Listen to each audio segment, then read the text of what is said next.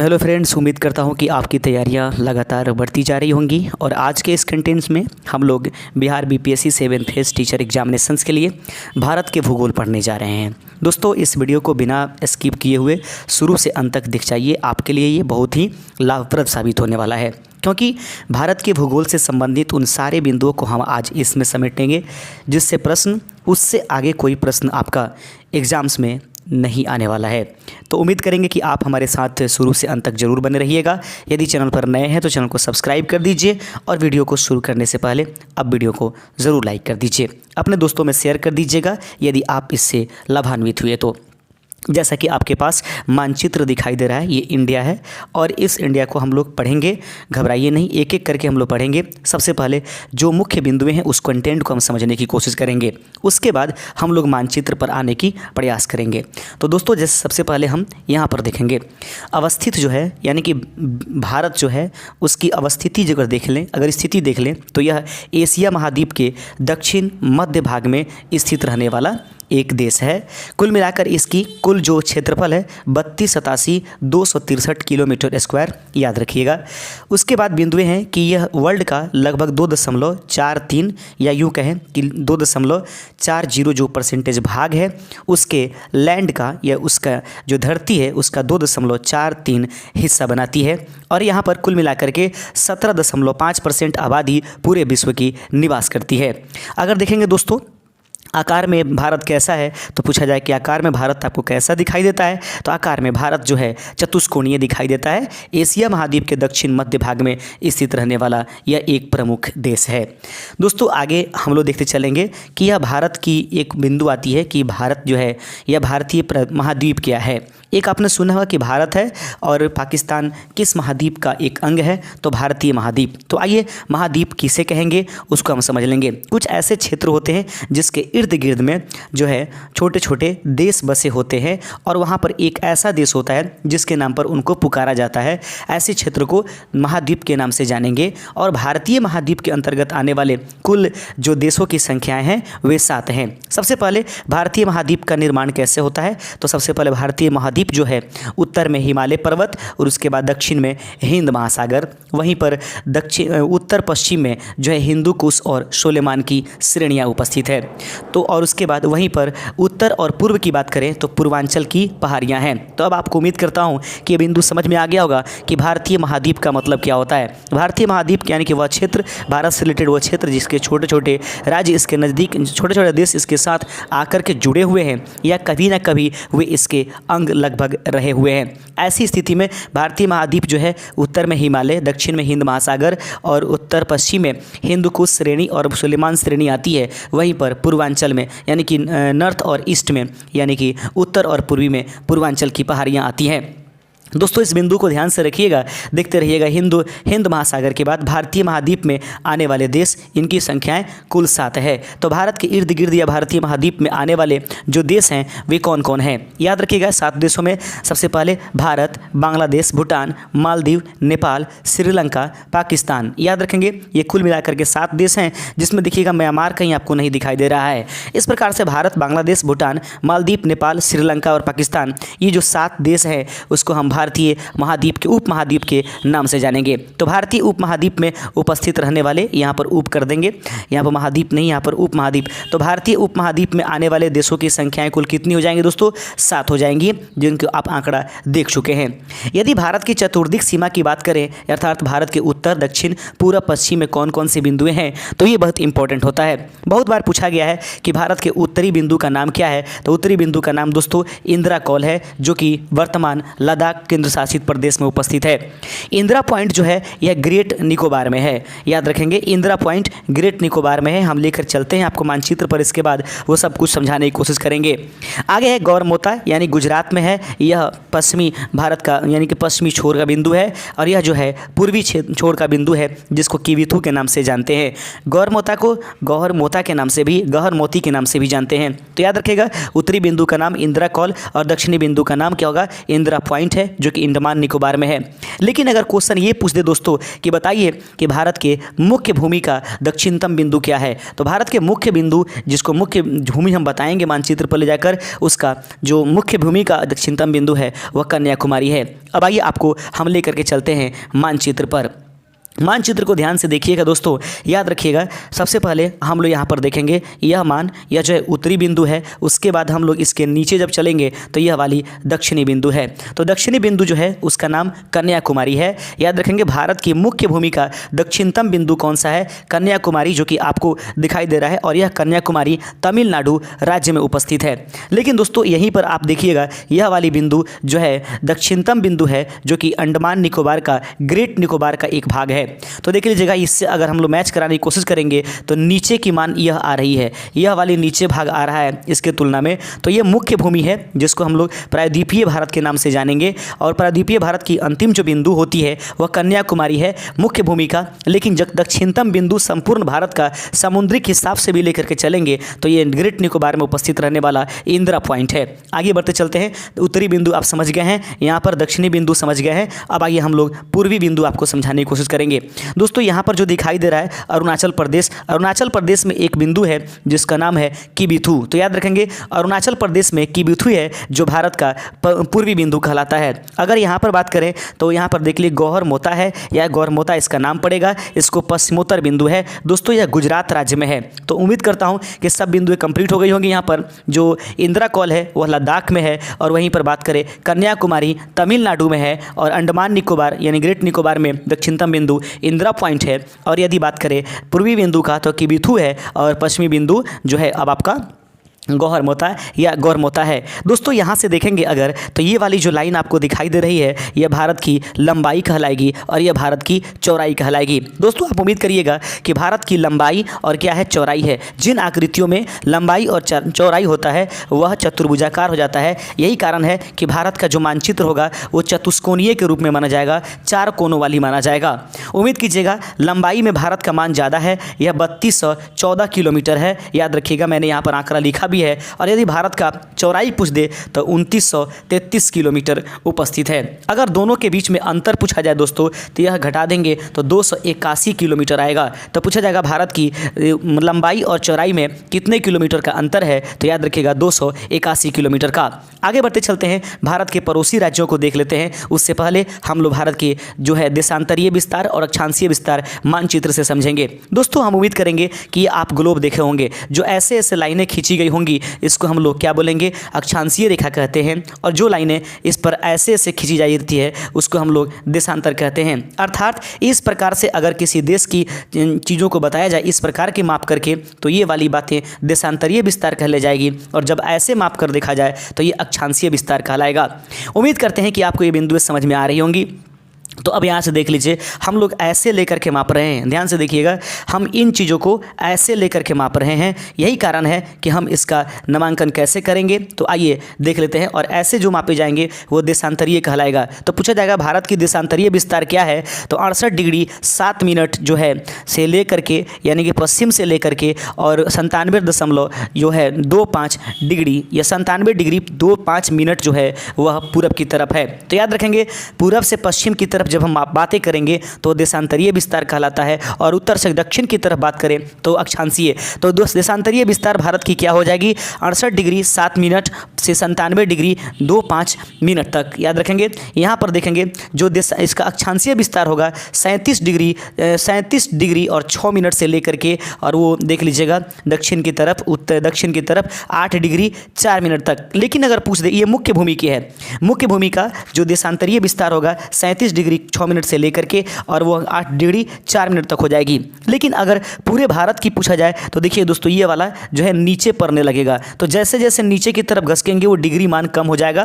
तो उस कंडीशंस में 6 डिग्री 75 मिनट और से लेकर के और जो होता है 37 डिग्री 6 मिनट तक हो जाती है। अगर मुख्य भूमि का ना पूछे, अगर ऐसे ये अगर ऑप्शन कहीं दिया गया हो, अगर मान लीजिए कि 8 डिग्री 6 मिनट कहीं 4 मिनट दिया गया है तब तो ठीक है, और अगर 8 डिग्री 4 मिनट कहीं नहीं दिया गया ऑप्शन में तो खोजने की कोशिश कीजिएगा 6 डिग्री 5 मिनट कहाँ लिखा गया है, वो आंसर सही हो जाएगा। उम्मीद करते हैं कि आपको ये बिंदुएं समझ में आ रही होंगी। इसी मानचित्र पर आपको पढ़ाने की कोशिश करेंगे। आइए देख लेते हैं भारत के साथ जुड़ने वाले कुछ बिंदुएं हो जाएंगी। सबसे पहले ये वाला देखिए, ये वाला जो है भारत और पाकिस्तान की सीमा है। भारत और पाकिस्तान की सीमा जो है 3323 किलोमीटर उपस्थित है।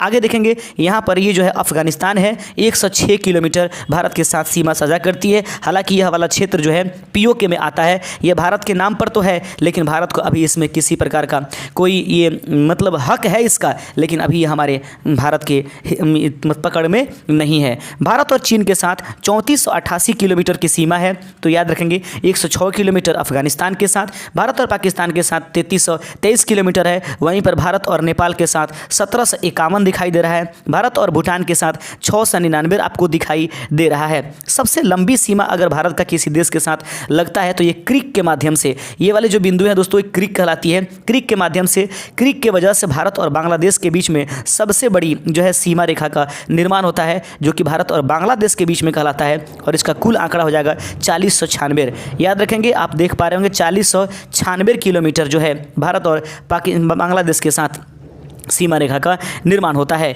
तो उम्मीद करते हैं कि आपको ये सभी बिंदु समझ में आ गई होगी। एक भूटान यहाँ पर बच जाता है 699 किलोमीटर, यहाँ पर म्यांमार के साथ 1643 किलोमीटर है। आपको याद क्या रखना है, सबसे छोटी सीमा अफगानिस्तान के साथ, सबसे बड़ी सीमा किसके साथ, तो बांग्लादेश के साथ। और याद रखेंगे भारत पाकिस्तान के साथ क्या होती है, भारत और बांग्लादेश के साथ तो सबसे अधिकतम होती है।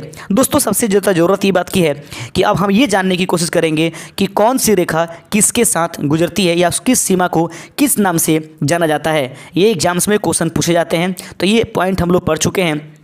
आइए देख लीजिए, अब हम लोग पढ़ेंगे भारत की अंतर्राष्ट्रीय सीमा रेखा की लंबाई और उसके जो है केंद्र शासित प्रदेश। तो कुल मिलाकर देखा जाए तो भारत की अंतर्राष्ट्रीय सीमा की लंबाई एवं संबद्ध राज्य एवं केंद्र शासित प्रदेश ऐसे 8 हैं। याद रखेंगे 18 है, सॉरी, पहले इसको 17 किया गया था, लेकिन जब लद्दाख को जम्मू कश्मीर से काट दिया गया तब इसके आंकड़े 18 हो गए हैं। आप देख रहे हैं open study area YouTube channel. यदि चैनल पर नए हैं तो चैनल को सब्सक्राइब कीजिएगा। बांग्लादेश देख लीजिएगा, सबसे अधिक लंबाई लेकर के पहले नंबर के साथ सीमा का निर्माण करता है। बांग्लादेश और भारत के बीच में उपस्थित रहने वाले सीमा रेखा का नाम रेड क्लिफ सीमा रेखा है। चीन और भारत के साथ 3488 किलोमीटर होती है, इसको मैकमोहन रेखा के नाम से जानते हैं।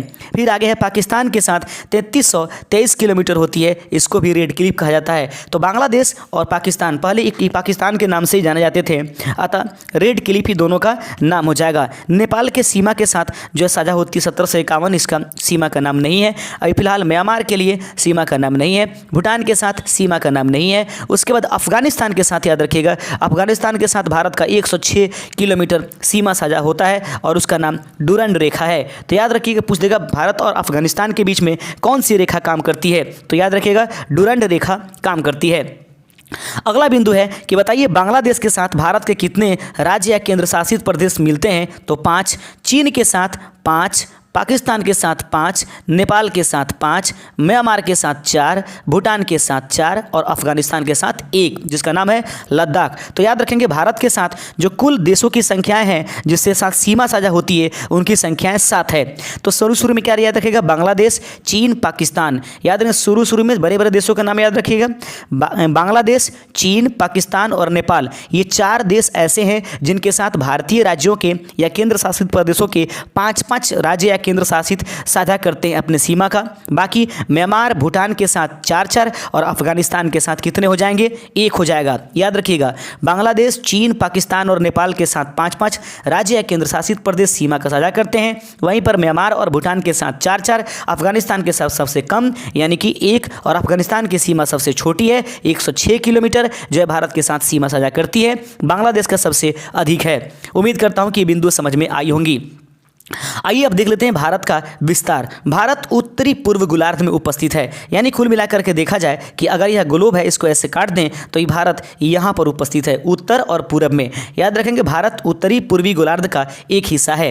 अक्षांशीय विस्तार अगर देखा जाए 8 डिग्री 4 मिनट से 37 डिग्री 6 मिनट उत्तरी अक्षांश और 68 डिग्री 7 मिनट से क्या है 97.25 पूर्वी देशांतरीय में ये उपस्थित है। अक्षांशीय विस्तार जो है 8 डिग्री 4 मिनट से 37 डिग्री 6 मिनट उत्तरी अक्षांश में है, और वहीं पर अर्थात ये अक्षांश के हिसाब से उत्तरी में है और देशांतर के हिसाब से पूर्वी में है। इस प्रकार से भारत उत्तर पूर्वी जो ग्लोब है उस पर उत्तर पूर्वी का एक हिस्सा होता है।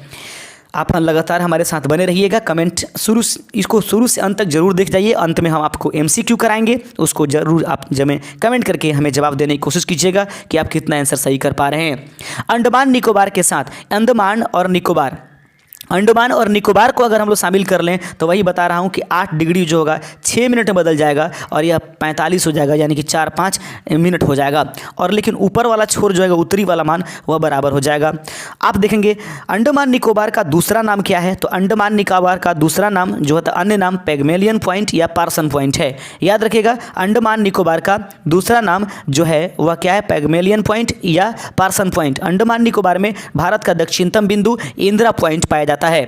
उम्मीद करेंगे आपको सही बिंदु समझ में आ रहा होगा। यहाँ देख लीजिए, ये भारत उत्तर से और दक्षिण की तरफ आपको बताया था कि उत्तर से दक्षिण में 3214 किलोमीटर, वहीं पर अगर पूर्व से पश्चिम में देखें तो 2933 किलोमीटर। इन दोनों के बीच में जो अंतर आता है 281 किलोमीटर होता है।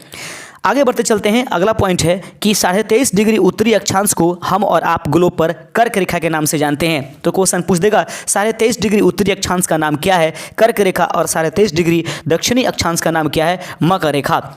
भारत के मध्य देखेंगे, भारत को मध्य भाग से अलग अलग बांटती है, अर्थात 23.5 डिग्री उत्तरी अक्षांश जो है भारत को लगभग 2 भागों में बांटती है, जो 8 राज्यों से होकर के गुजरती है। तो पूछा जाएगा कर्क रेखा भारत के कितने राज्यों से होकर गुजरती है, तो उम्मीद रखिएगा 8 राज्यों से होकर के गुजरती है, जिसमें से गुजरात, मध्य प्रदेश, छत्तीसगढ़, झारखंड, मिजोरम, त्रिपुरा, पश्चिम बंगाल और फिर क्या है, राजस्थान। इसको ट्रिक के माध्यम से याद रखने का तरीका है गमछा झार मित्र पर, ग से गुजरात, म से मध्य प्रदेश, झा से यहाँ पे छा से यहाँ पर हो जाएगा गमछा से यहाँ पर छत्तीसगढ़, झार से झारखंड, मी से मिजोरम, त्र से त्रिपुरा, प से पश्चिम बंगाल और रा से राजस्थान। तो भारत के 8 राज्यों से होकर के गुजरती है कर्क रेखा। उम्मीद करते हैं कि सही बिंदु आपको समझ में आ रहा होगा।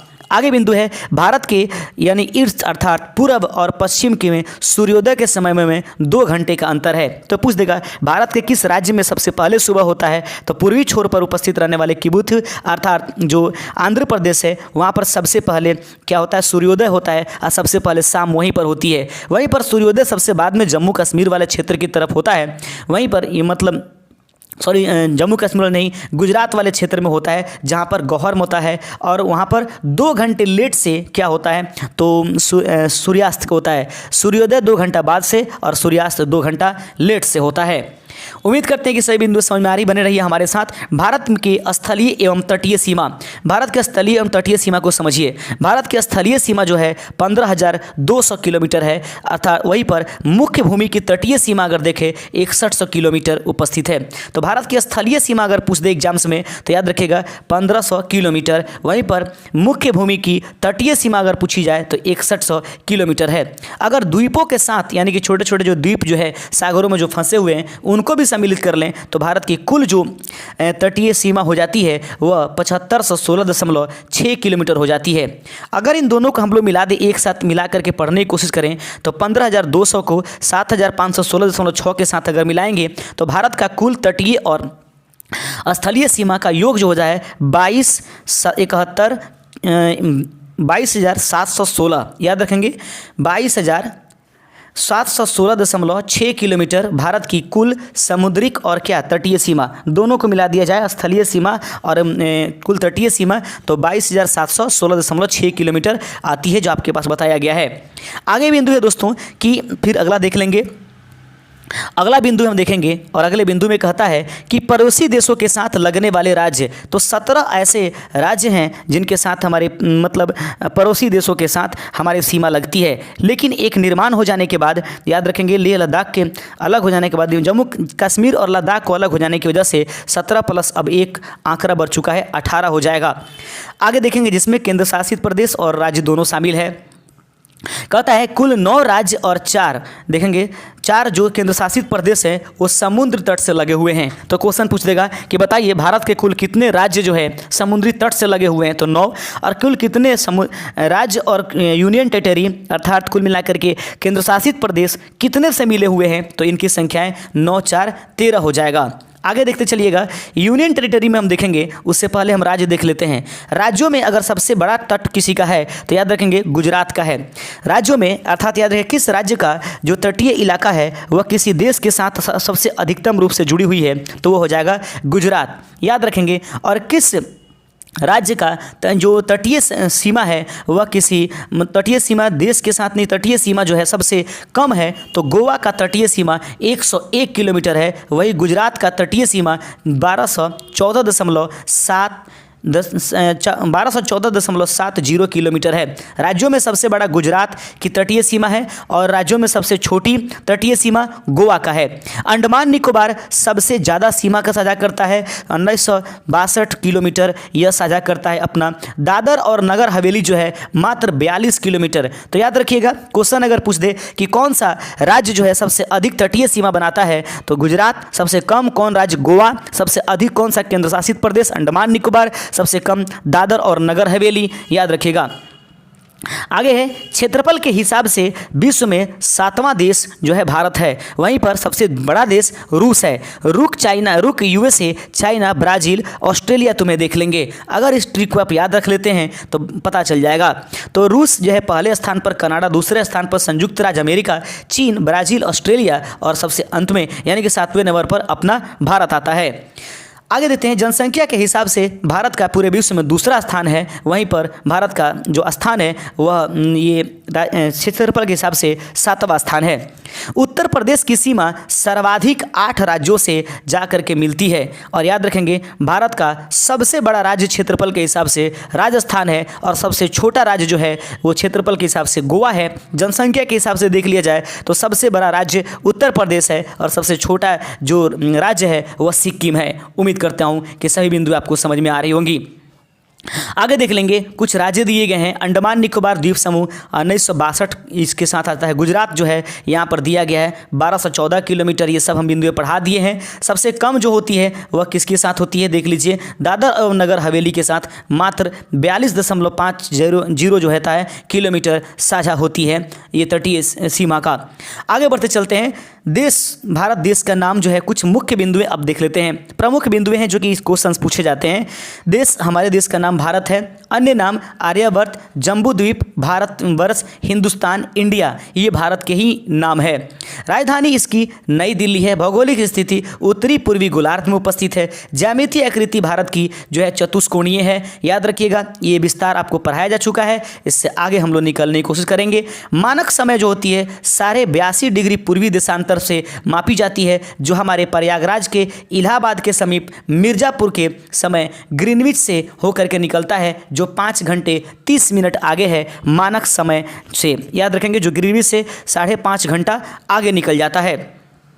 आगे देखेंगे दोस्तों, अगला बिंदु है कि पूर्वी देशांतर भारत के 5 राज्यों से होकर के गुजरती है। उत्तर प्रदेश, मध्य प्रदेश, छत्तीसगढ़, उड़ीसा एवं आंध्र प्रदेश से होकर के भारत की जो है मानक समय रेखा पूर्वी देशांतर भारत से होकर के गुजरती है। भौगोलिक विस्तार अगर देखें तो याद रखेंगे भौगोलिक विस्तार में इसकी जो लंबाई हो जाएगी ज़्यादा है 3214, चौड़ाई जो है 2933 किलोमीटर है। स्थलीय सीमा 15,106 जिसको 15,002 हम लोग कर रहे हैं। जलीय सीमा 7516.6। प्रादेशिक जल सीमा जो होती है तट 12 समुद्री मील तक है। याद रखेंगे प्रादेशिक जल सीमा हमारे भारत की कितनी है 12 समुद्री मील, जिसको नॉटिकल मीटर में मापा जाता है। संलग्न क्षेत्र प्रादेशिक जल सीमा से आगे 14 समुद्री मील तक है। अनन्य आर्थिक क्षेत्र जो है संलग्न क्षेत्र से आगे 200 समुद्री मील तक है। सबसे ज़्यादा याद रखेंगे कि प्रादेशिक जल सीमा समुद्र तट से कितने नॉटिकल है, तो याद रखिएगा 12, ये बहुत इंपॉर्टेंट है। क्षेत्रफल भारत का 32,87,263 वर्ग किलोमीटर आपको बताया जा चुका है। विश्व के लगभग 2.4% यहाँ पर क्षेत्रफल है और क्षेत्रफल की दृष्टि से 7वां स्थान है। कुल जनसंख्या 1,21,08,54,977 विश्व की कुल जनसंख्या का 17% 5 भाग हमारे पास है। जनसंख्या की दृष्टि से भारत का विश्व में द्वितीय स्थान। पुरुष जनसंख्या जो है 62,32,70,258 है। वहीं पर महिला 58,75,84,719 याद रखेंगे। ग्रामीण जनसंख्या जो है इतने मान 83.37 और 37.71 शहरी जनसंख्या है।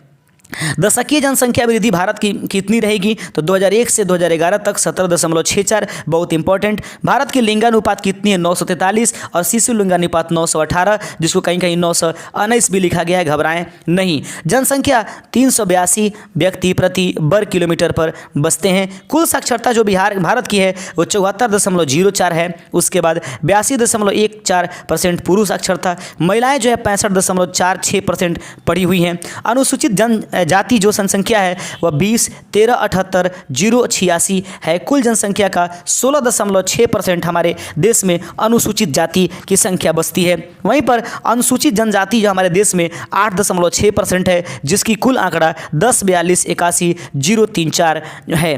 राज्यों की कुल संख्या भारत में 28 है। केंद्र शासित प्रदेश 8 है। पर्वतीय क्षेत्र का विस्तार 10.7% है। बहुत इंपॉर्टेंट, यहाँ से गौर कीजिएगा, बहुत इंपॉर्टेंट बिंदु है ये। पर्वतीय क्षेत्र का विस्तार भारत का 10.7%, पहाड़ी क्षेत्र का विस्तार 18.6%, पठारी क्षेत्र का विस्तार 27.7%, मैदानी क्षेत्र का विस्तार 43.0%। कर्क रेखा भारत के 8 राज्यों से होकर के गुजरती है, पढ़ाया जा चुका है। अब तटीय टापुओं द्वीपों एवं टापुओं की संख्या 1308 है। तो तटीय और द्वीपों एवं टापुओं की संख्या भारत में कुल कितनी है 1308 है। अंतर्राष्ट्रीय सीमा से जुड़े भारत के राज्य और केंद्र शासित प्रदेशों की संख्या 18 हो गई है। अब तेल शोधनशालाओं की संख्या भारत में 23 है। वहीं पर अगर पूछा जाए राष्ट्रीय राजमार्गों की संख्या भारत में तो 31 दिसंबर 2021 तक के आंकड़े के अनुसार भारत में राष्ट्रीय राजमार्गों की संख्या 948 है। बड़े बंदरगाहों की संख्या भारत में 13 है। राष्ट्रीय पशु बाघ है। राष्ट्रीय विरासत पशु हाथी को माना जाता है। राष्ट्रीय पक्षी जो है वह मोर है। राष्ट्रीय वृक्ष जो है बरगद है। राष्ट्रीय पुष्प कमल है और राष्ट्रीय चिन्ह अशोक स्तंभ है। राष्ट्रीय गान हमारे भारत का जन गण मन, राष्ट्रीय गीत वंदे मातरम, राजकीय भाषा हिंदी और राष्ट्रीय लिपि देवनागरी मानी जाती है। राष्ट्रीय वाक्य जो हमारा है सत्यमेव जयते। राष्ट्रीय नदी गंगा है और राष्ट्रीय जलीय जीव गंगा डॉल्फिन है। उम्मीद करता हूँ ये सही बिंदु समझ में आ रही होंगी। अंतिम बिंदु की तरफ हम लोग आगे बढ़ने की कोशिश करेंगे।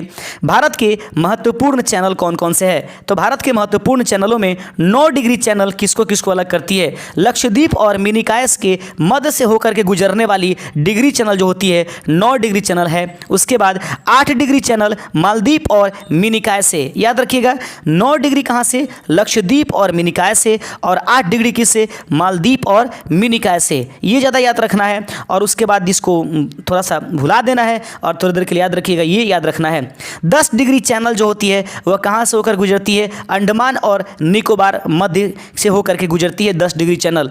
भारत के राज्यों को हम लोग पढ़ने की कोशिश करेंगे।